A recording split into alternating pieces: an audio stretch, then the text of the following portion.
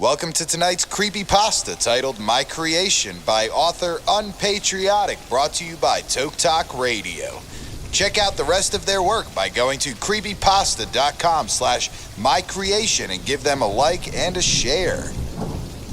Hey guys, the show's about to start. Sit back, relax, take a hit, and enjoy. Bitch, shut the fuck up. My bitch so stuck. I ain't honest, but I get the bucks, yeah.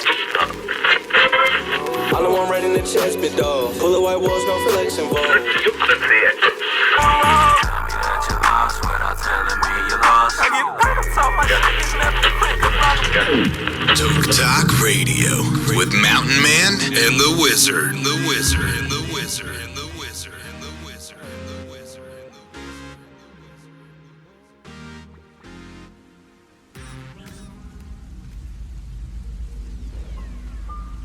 Being a programmer, one of my dreams has always been to create an original video game. Something that nobody in the industry has ever done before. After seeing Spore, I became intrigued. Here was an attempt at putting people in control over a universe. After looking at what made video games popular, I realized the main aspect was control. People in their daily lives have no control over their environment. They are told what to do, where to go, and how to live. Their jobs consist of standing or sitting somewhere until 5 p.m. and they're allowed to head back home.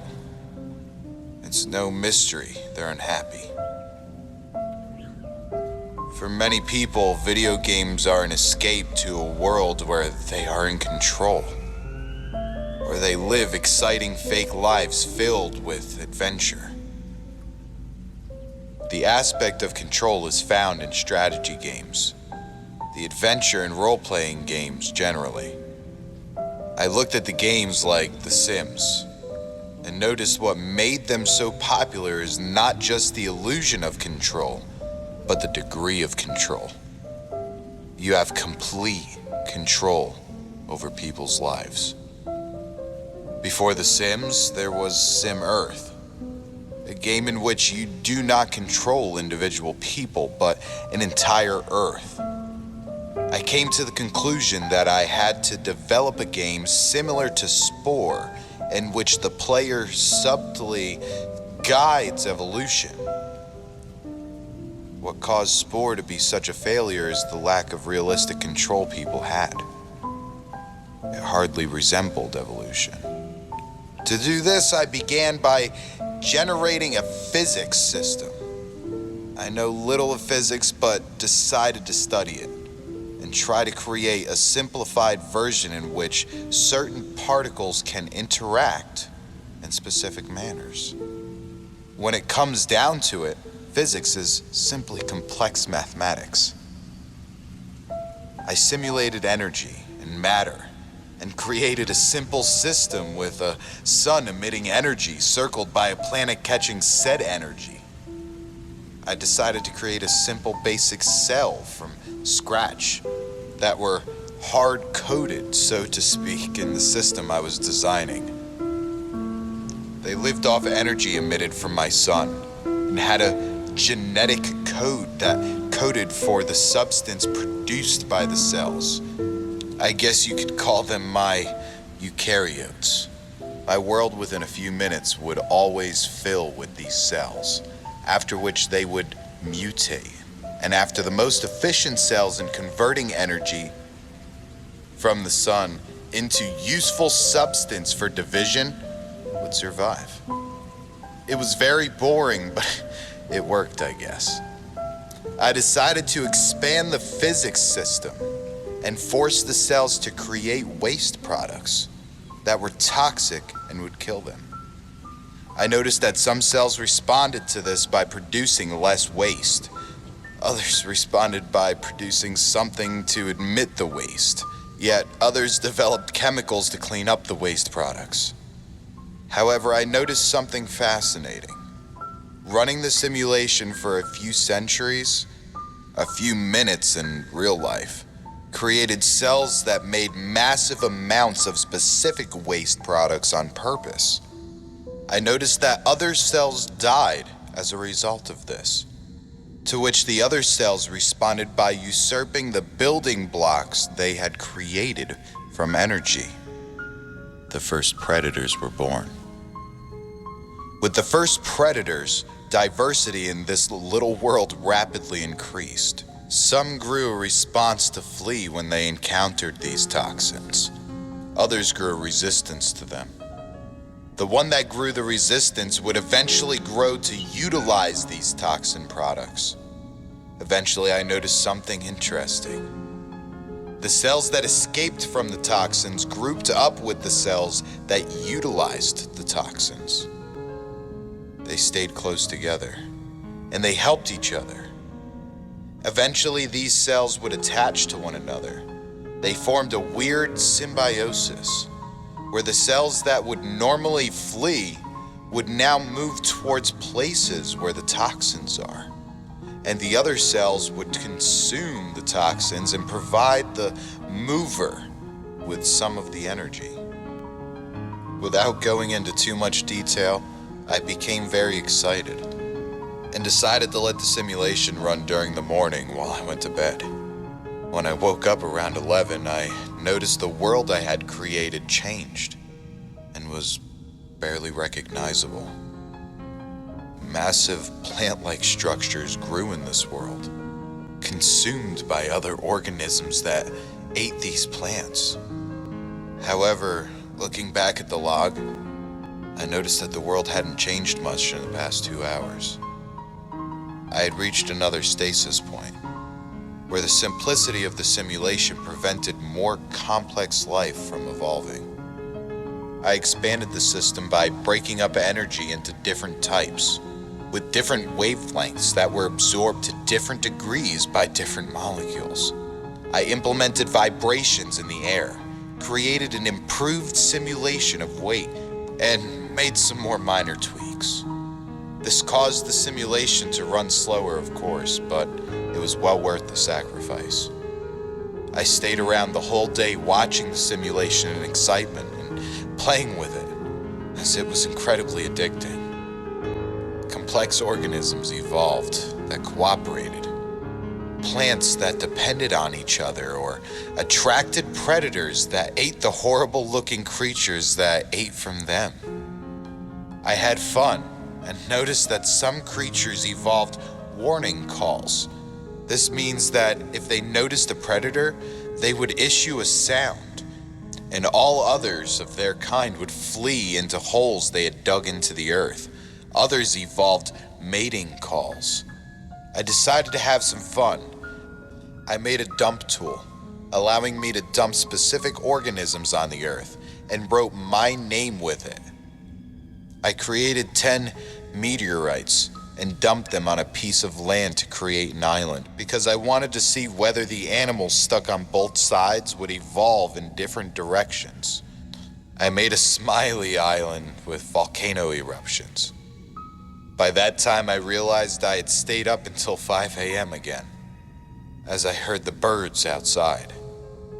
I felt tired again and woke up at 1 p.m. or so. When I looked at my simulation again, I felt a sense of shock. Different groups of animals of one species had made statues with stones, some in the form of a smiley, some in the form of my name. I didn't know why they were doing this or how. What I did notice is that they would attack each other from time to time. I didn't know what to do with it, but I concluded that these organisms must have somehow noticed that the smiley and the name I had written were special. The fighting disturbed me, and so I decided to create a massive mountain ridge through the volcanic eruptions to separate the two groups. By this time, changes were happening fast compared to earlier.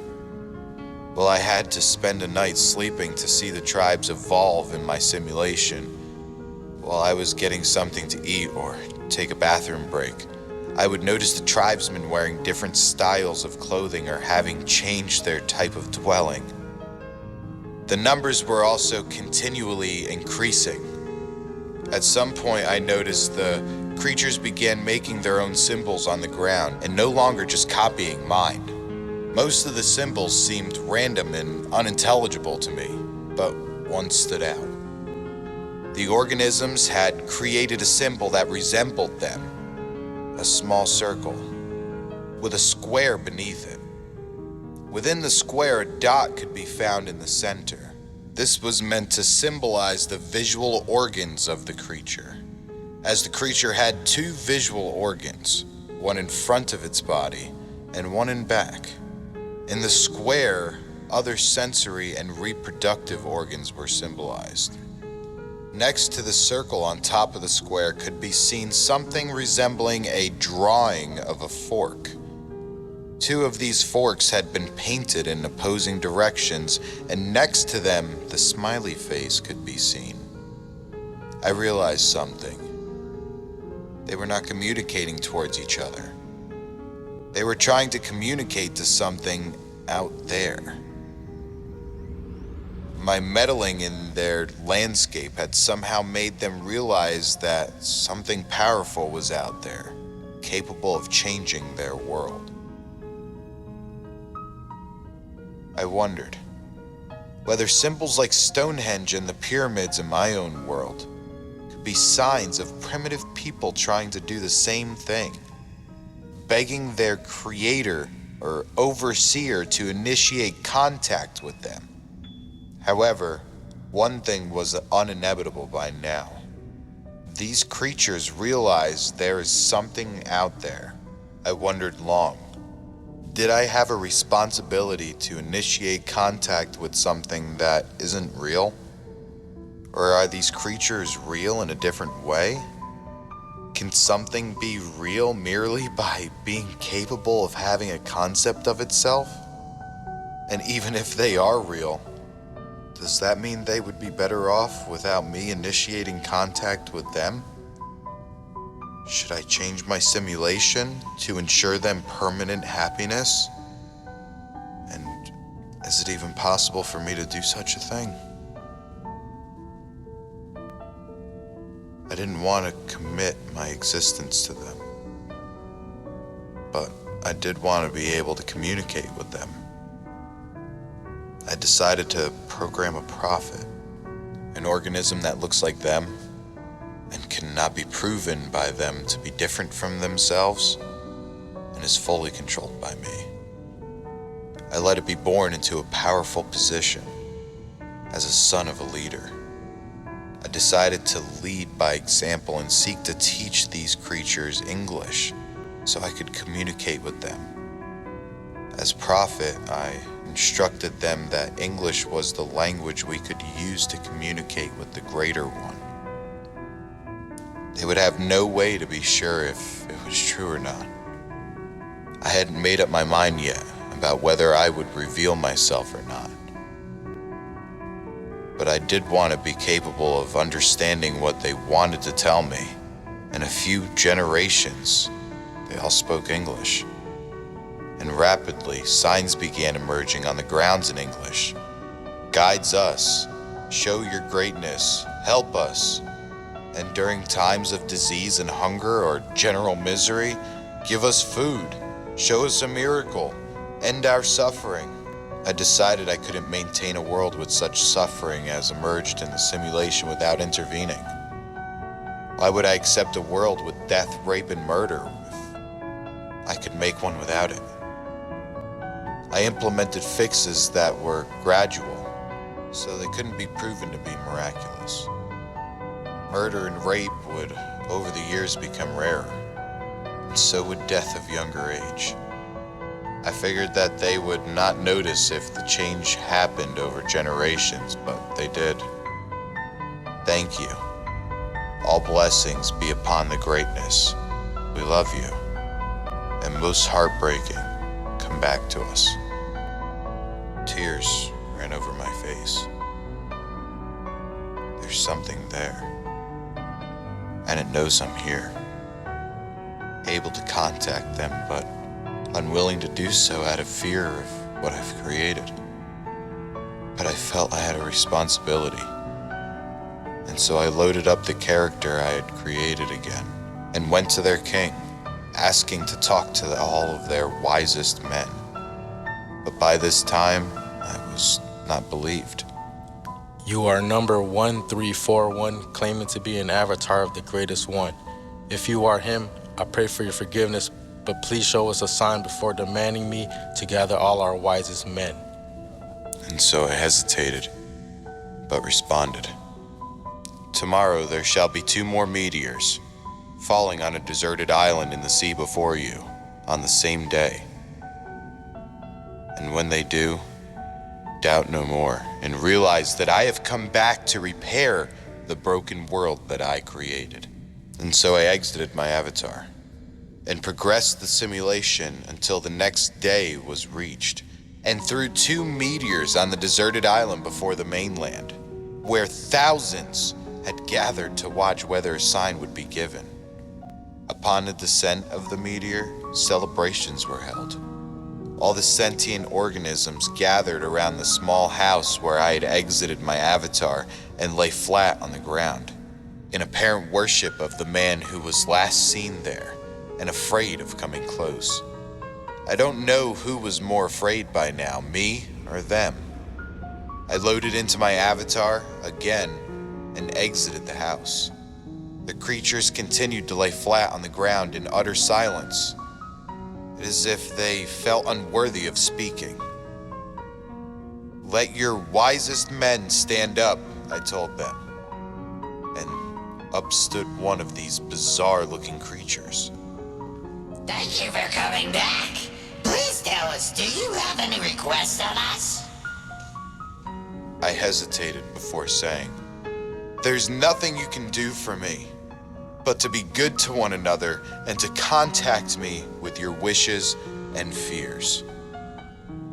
The creature responded, We know you come from a different world, and we are afraid. We understand how vulnerable we are, and how incomplete our experiences. Please allow us to join you in the world that you created our world from. I began crying behind my computer as I responded, I don't know how. The creature responded, At risk of offending you, please understand the severity of our situation. By living in a world that is incomplete, we are at constant risk of disappearing forever. Never to be seen again. We would never even consciously realize that our end had come. I realized that they were unable to comprehend that I only had absolute power within their world and not outside of it. They also did not realize that my knowledge of their world was limited. I may have created it through simple laws, but those simple laws gave way to a reality of its own that is more complex than I can comprehend. I only have power in your world. In my world, I have no power, and so I cannot bring you there, because my power is not under my control. I also do not understand the world I have created.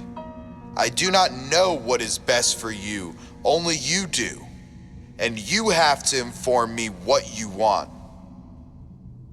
And the man waited for a moment. I was about to think they were going to end communicating with me before their wisest man responded.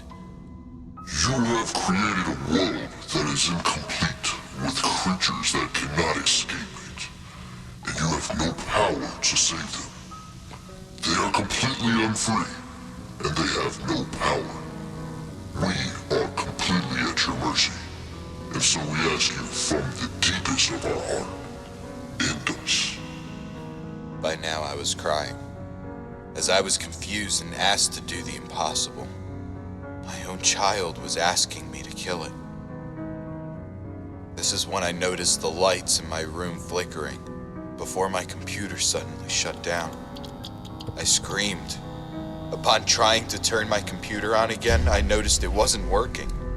I called the power company, who told me that due to an accident, a power surge had traveled through the grid. They promised me they would pay me for any damages done, I hung up and contemplated. The coincidence of what had just happened was too great to be imaginable. And I wondered if these creatures were at the mercy of a confused creator. Could the same be said about me? And if so, did my creator just prevent me from repeating his own mistake?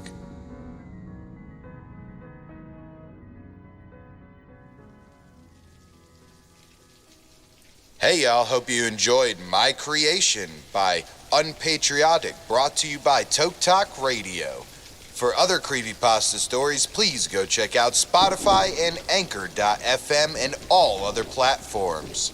If you want 24-hour access to our podcast and radio station, head to the Google Play Store and search Toke Talk Radio. Special thanks to Quick Wick and Family Ties for making this creepypasta possible. And always remember, keep your tinfoil hats and your bowls close. You never know what may happen. Peace, y'all.